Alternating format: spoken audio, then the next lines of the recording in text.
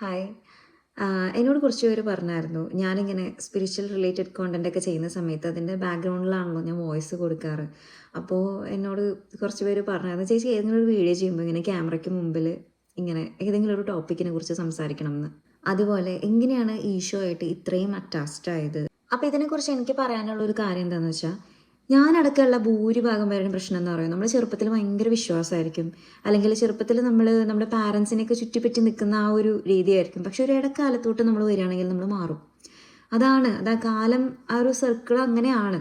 ഒരു ഇടക്കാലത്തോട്ടൊക്കെ വരും, നമ്മൾ കോളേജ് കാലഘട്ടത്തിലേക്ക് വരുമ്പോൾ നമ്മുടെ വിശ്വാസമൊക്കെ കുറഞ്ഞു ഒരു അടിച്ചുപൊളി മൈൻഡ് സെറ്റ് അങ്ങനെ ഇങ്ങനെയൊക്കെ ആയിരിക്കും നമുക്ക് വരുന്നുണ്ടാവുക. ഞാനും അങ്ങനെ തന്നെയായിരുന്നു. ഒരു കോളേജ് കാലഘട്ടത്തിലേക്ക് കടന്നപ്പോൾ നമ്മുടെ വിശ്വാസമൊക്കെ പതിയെ പതിയെ കുറഞ്ഞു തുടങ്ങി. ചില വ്യക്തികൾ നമ്മുടെ ജീവിതത്തിൽ കടന്നു വരുമ്പോൾ നമ്മുടെ ജീവിതം മാറി മറിയെന്ന് പറയുന്നത് ഒരുപാട് ശരിയാണ്. എൻ്റെ ജീവിതത്തിൽ ഒരുപാട് കണക്ട് ചെയ്യാൻ പറ്റുന്ന ഒരു കാര്യമാണത്. അങ്ങനെ ഒരു ഇടക്കാലത്ത് ഞാൻ പോയിക്കൊണ്ടിരിക്കുന്ന സമയത്താണ് ഞാൻ ഒരാളെ കണ്ടുമുട്ടുന്നത്.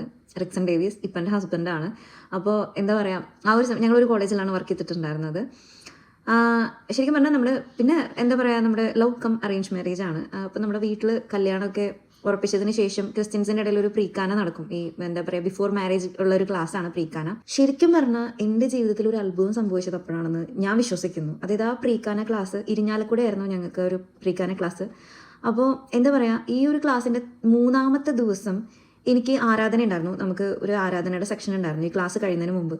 ശരിക്കും പറഞ്ഞാൽ ഞാൻ ആ ഒരു ആരാധനയുടെ സമയത്ത് ശരിക്കും ഈശോയിലേക്ക് ഒരുപാട് അടുത്തൊരു ഫീല്, ശരിക്കും അന്ന് മുതലാണ് എൻ്റെ ജീവിതം മാറി മറിഞ്ഞത്. ഞാൻ ഇപ്പോഴും എൻ്റെ ഹസ്ബൻഡിൻ്റെ അടുത്ത് അതിന് ഗ്രേറ്റ്ഫുൾ ആയിരിക്കും. കാരണം ഞാൻ ഇപ്പോഴും ആളുടെ അടുത്ത് പറയാറുള്ളൊരു കാര്യമാണ്, ശരിക്കും പറഞ്ഞാൽ താനാണ് വീണ്ടും എന്നെ ഒരു ട്രാക്കിലേക്ക് എത്തിച്ചത്. പിന്നെ എന്നോട് പലരും ചോദിക്കാറുള്ളൊരു ചോദ്യം, ഞങ്ങളിപ്പോൾ നാട്ടിലല്ല, അധികം ആരുമില്ല, ഞാനും എൻ്റെ ഹസ്ബൻഡും കുഞ്ഞും മാത്രമാണ് ഉള്ളത്.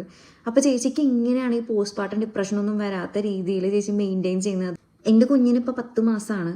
ഈസി ആണോ ഇവിടെ ഒരു കുഞ്ഞിനെ ഒറ്റയ്ക്ക് നോക്കാമെന്ന് പറഞ്ഞു കഴിഞ്ഞാൽ it's not an easy thing. ഒരുപാട് സ്ട്രഗിൾ ഉണ്ട് അതിൽ. കണ്ടില്ലേ ബാക്ക്ഗ്രൗണ്ട് മ്യൂസിക്. ഒരു ദിവസം ഞാൻ രാവിലെയും വൈകുന്നേരം ഈ പ്രാർത്ഥനയ്ക്ക് വേണ്ടിയിട്ട് സമയം കണ്ടെത്തും. നമ്മൾ ചിലർ പറയും പിന്നെ പ്രാർത്ഥിച്ചു കഴിഞ്ഞാൽ, ഞാൻ പ്രാർത്ഥിക്കുന്നു എന്ന് കരുതി നമ്മുടെ ജീവിതത്തിൽ പ്രശ്നങ്ങളില്ല എന്നുള്ളതല്ല അതിൻ്റെ അർത്ഥം. നമ്മുടെ ജീവിതത്തിൽ പ്രശ്നങ്ങൾ ഉണ്ടായിരിക്കും, പക്ഷേ ആ വരുന്ന പ്രശ്നങ്ങളെ ധൈര്യപൂർവ്വം ഒരു കോൺഫിഡൻസ് ലെവലിൽ നമുക്ക് നേരിടാനുള്ള ഒരു ധൈര്യം അവിടെ നമുക്ക് കിട്ടും. ഇനി ഞാൻ എൻ്റെ ഒരു ഒപ്പീനിയൻ പറയാം. ആഫ്റ്റർ ഡെലിവറി സ്ത്രീകൾക്ക് ഉണ്ടാകുന്ന ഈ പോസ്റ്റ്മോർട്ടം ഡിപ്രഷൻ, അതേപോലെ തന്നെ ഞാൻ മനസ്സിലാക്കുന്ന ഒരു കാര്യമാണ് ആഫ്റ്റർ ഡെലിവറി പുരുഷന്മാർക്ക് ഉണ്ടാവുന്ന ഫിനാൻഷ്യൽ ഡിപ്രഷൻ.